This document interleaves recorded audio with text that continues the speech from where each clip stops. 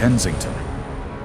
A name now circulating through news cycles, social platforms, and endless Kensington, Philadelphia documentary footage. Yet none of those clips prepare you for the reality of standing here yourself.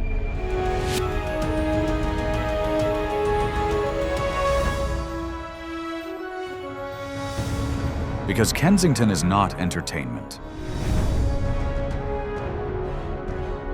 It's not a stage for viral views. And it's not some far-off, disconnected place. It is a raw, breathing, unraveling piece of the country, a reflection of the homeless in America crisis that has been decades in the making. Here, the issues aren't softened by numbers or filtered through political debates. I have been in situations where I had to fight for my life. Literally fight for my life. Guys will strangle you, leave you deserted. It's not worth it. It's not worth it. I wake up every morning, I cry. I cry because I just want out so bad. I just want out so bad. They unfold right in front of you in real time without a curtain to hide behind. And the question that hits you the moment you arrive and follows you long after is brutally direct. How did we let an American neighborhood descend this far without intervening sooner?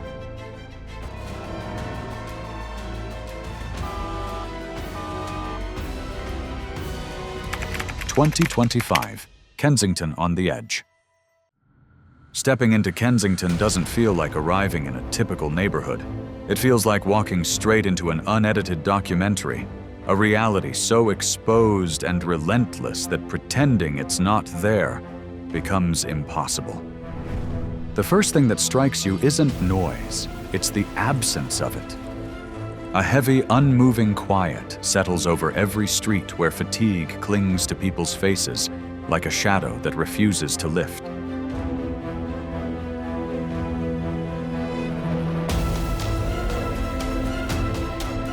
Men and women move slowly through the blocks, caught in a rhythm of brief clarity and sudden struggle. Some sit alone on the curb, lost in their own thoughts. Others lean against worn brick walls, their bodies locked in cycles of dependency that never seem to loosen. These scenes repeat themselves day after day, forming a pattern the eye eventually can't escape.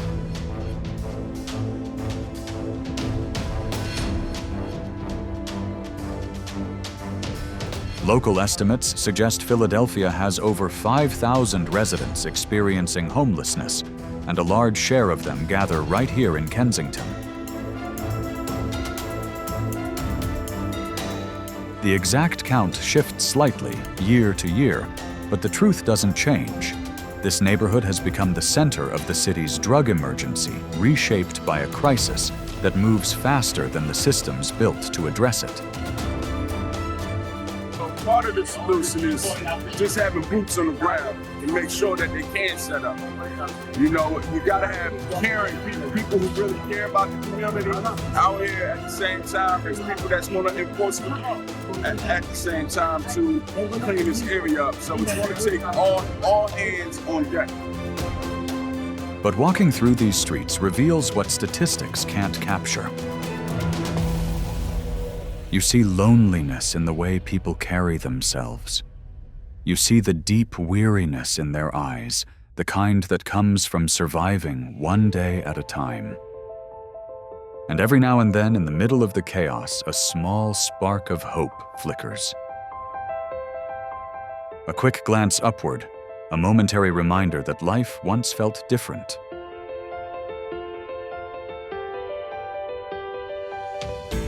That's when a deeper truth takes hold. People here aren't only fighting addiction. They're battling something quieter and heavier in visibility.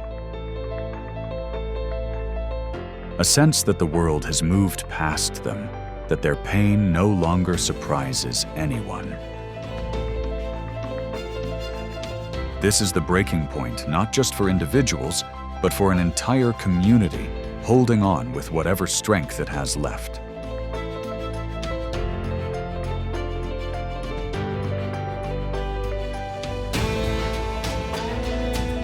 Why people can't leave Kensington. As you move further into Kensington, a truth becomes clearer, something most outsiders never fully grasp. People here aren't staying because they choose to. They stay because in so many ways they feel trapped. The Kensington fentanyl crisis is only the surface layer. Underneath it lies a tangled mix of fear, trauma, and the total absence of stable support structures. It's a combination strong enough to keep people rooted in place, even when every instinct tells them to escape. The crystal epidemic. Let's talk about crystal meth. During the past year, more people are doing crystal than ever. They're not smoking crack no more. They're doing crystal meth. Yes, and it's not just white people, it's a lot of black people, okay? Everybody's tried it. Many share nearly identical stories. They tried to leave. They tried to walk away from these blocks, sometimes making it a few streets over, sometimes into another part of the city. But when withdrawal strikes not as a concept, but as a full-blown physical assault, everything shifts. The body trembles, the mind spirals, and the pain becomes consuming. In that moment, all intentions collapse. Survival takes over. And for many, the only place where relief is close enough to reach is right here.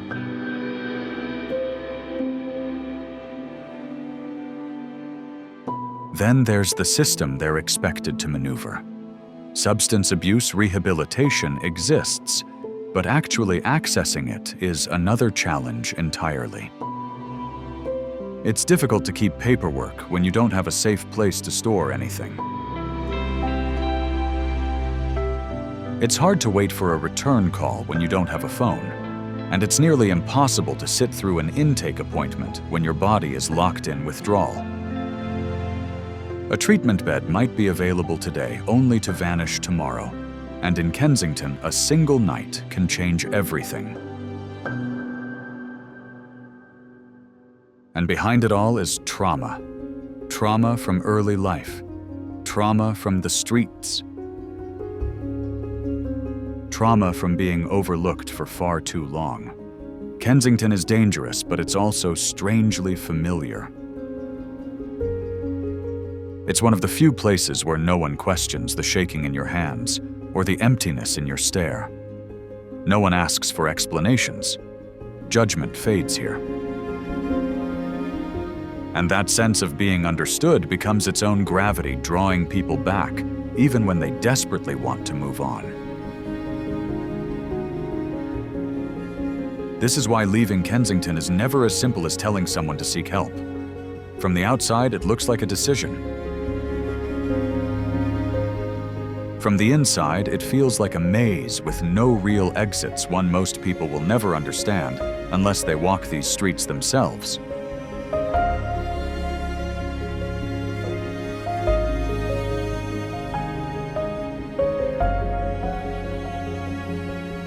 The new fight to save Kensington. Even amid so much suffering, the city has not turned its back. In recent years, officials have pushed harder to intervene, sending outreach teams directly into the streets, shaped by the Philadelphia drug epidemic. These teams walk the blocks daily, offering medical care, sharing information about detox options, and opening small windows, brief moments where someone might take a step toward recovery. They understand that sometimes a single conversation can become a lifeline.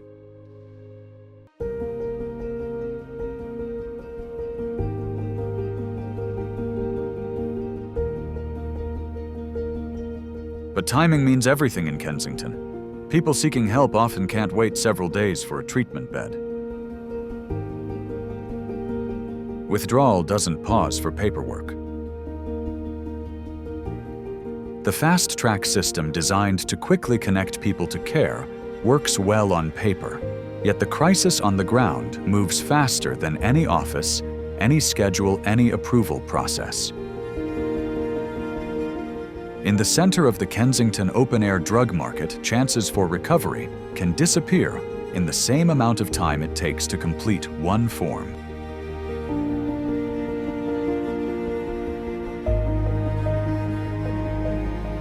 This is where harm reduction teams become indispensable. Their mission isn't to judge, it's to keep people alive long enough to imagine another direction. Mobile units clean infected wounds, vans distribute basic necessities. Outreach tables offer water first aid supplies and a brief sense of stability. These efforts don't promise transformation, they promise survival. And for many in Kensington, survival is the first fragile step toward hope.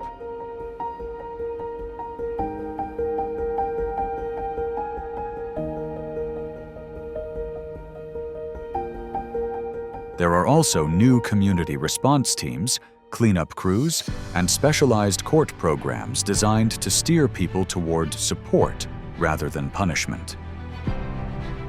But progress here is fragile. Completion rates remain low, not because people don't want help, but because the pain in this community runs deeper than what most systems were designed to address.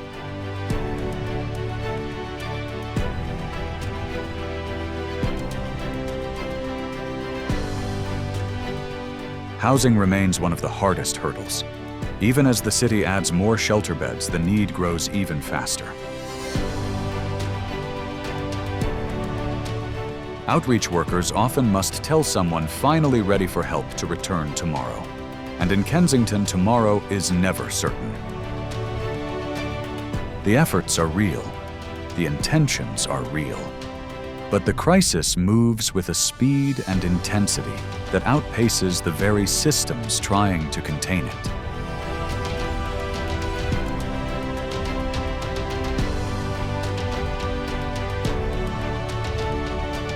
The local residents, the quiet victims. While the world fixates on addiction and homelessness, another group experiences this crisis in a quieter, often more painful way: the longtime residents of Kensington. These are the families who still live here, the small business owners who open their shops each morning unsure of what they'll find outside, and the elders who remember a version of these streets that no longer exists. Their reality is often overlooked, even though they stand in the center of it every single day.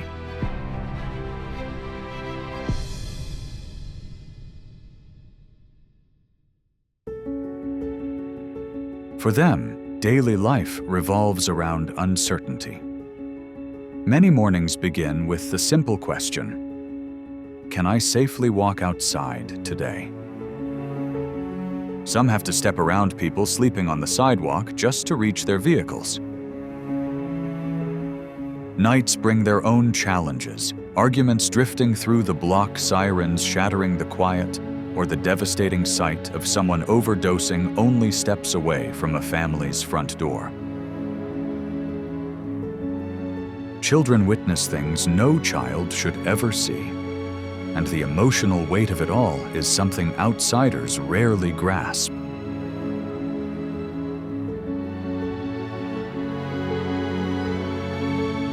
Yet even under these conditions, residents show remarkable kindness. Some hand out water during heat waves. Others check on people resting near their porch, even if they've never spoken before. Many call outreach teams when someone looks at risk. In a neighborhood tested beyond measure, their compassion becomes the thread that keeps the community from unraveling. But compassion has limits when exhaustion becomes part of daily life.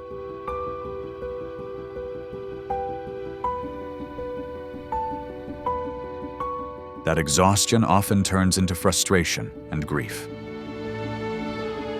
Many residents feel abandoned, wondering why their neighborhood has become the focal point of the homeless in America, crisis why their streets were left to absorb the weight of a national emergency.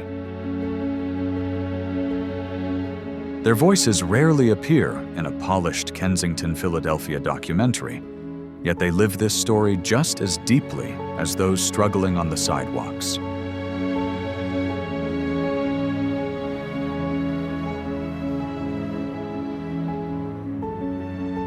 They are the quiet victims of this crisis, caught between helping others and protecting their own families, all while living in a community fighting to stay intact.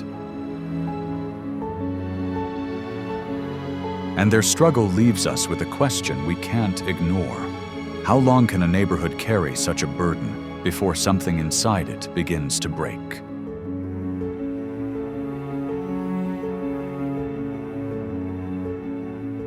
Kensington's future collapse or revival.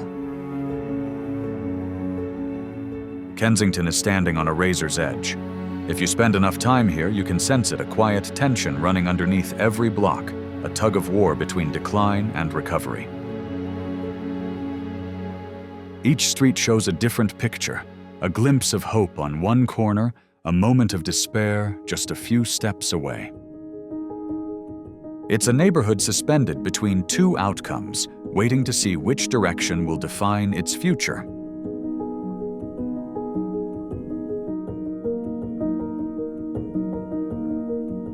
There are signs of movement in the right direction. Outreach workers speak about people returning to treatment after years of drifting through the area. Harm reduction programs bring stability to individuals who might not have survived without them.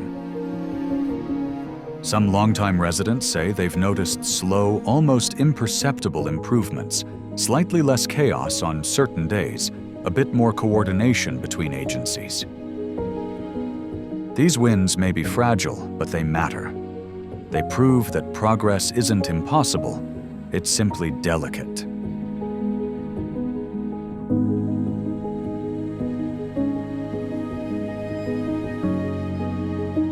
But the setbacks are relentless, and they strike hard. Fentanyl's strength continues to increase. Xylazine adds new complications to overdoses. The instability of street life disrupts any attempt to create consistency.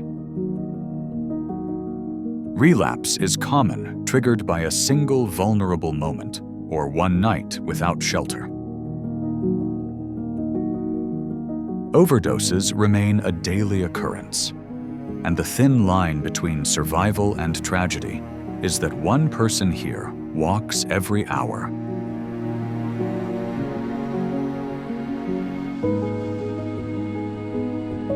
Kensington's future depends on decisions far bigger than the neighborhood itself. It hinges on whether the country is willing to face the forces that drive this crisis: housing shortages, gaps in mental health care, and treatment systems too slow for the speed of addiction. It depends on whether society continues viewing addiction as a moral weakness or finally recognizes it as what it is, a public health crisis demanding real, comprehensive solutions.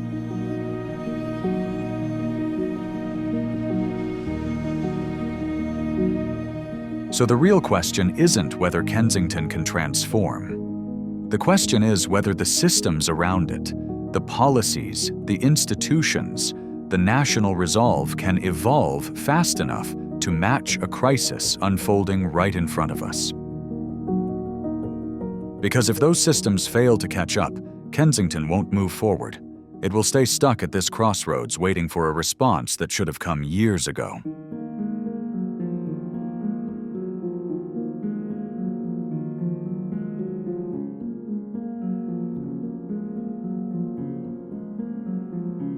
Lives lost in the shadows of Kensington.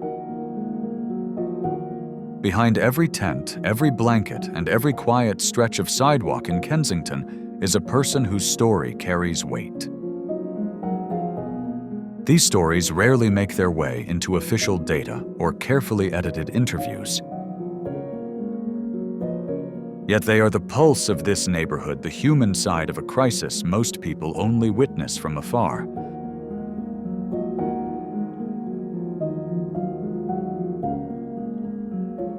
There's Eric, once a working father now sitting on a curb with his hands pressed together, trying to recall the version of himself that existed before addiction reshaped his world. He didn't come to Kensington to disappear. He came because he believed this was the one place where people would understand his pain without asking him to justify how his hope had thinned to nearly nothing.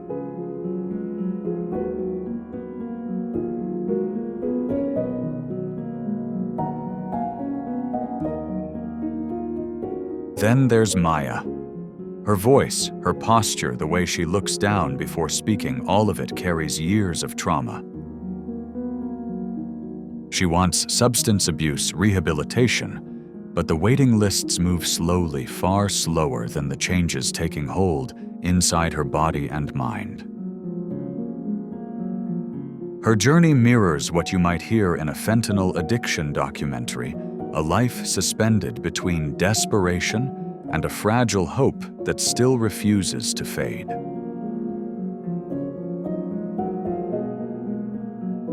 And then there's the young man barely in his 20s who says Kensington is the only place he doesn't feel judged. He's fully aware of the risks of staying. He knows the danger that hides on every block.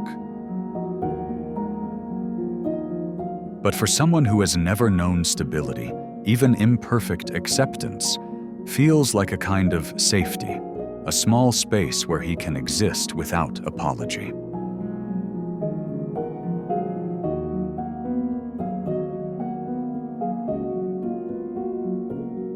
These individuals and the hundreds of others like them expose the true human cost of the Kensington fentanyl crisis. They remind us that everyone here once lived a life that looked different. They had families, birthdays, memories, jokes, and dreams that haven't vanished, only been buried under layers of struggle. Their presence leaves us with a question that follows long after you walk away from these streets. If we choose to look away, now what does that say about who we are?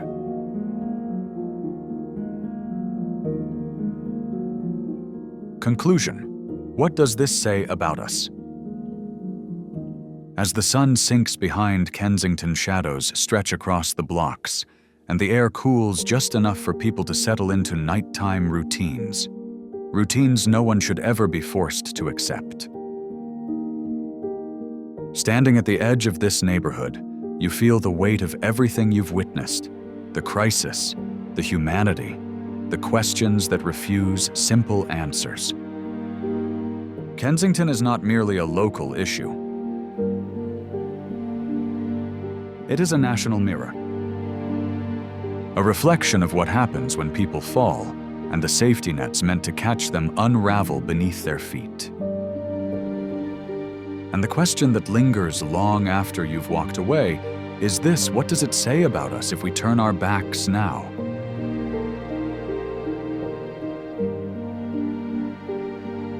Because whether we acknowledge it or not, the future of Kensington and the future of America's most vulnerable, including those caught in the homeless in America, crisis will reveal who we are as a nation. It will show whether we still believe in helping one another rise back toward dignity. The next chapter of Kensington has yet to be written. But what we choose to do or choose to ignore will determine where this story moves from here. This story is still unfolding, and we will continue following it.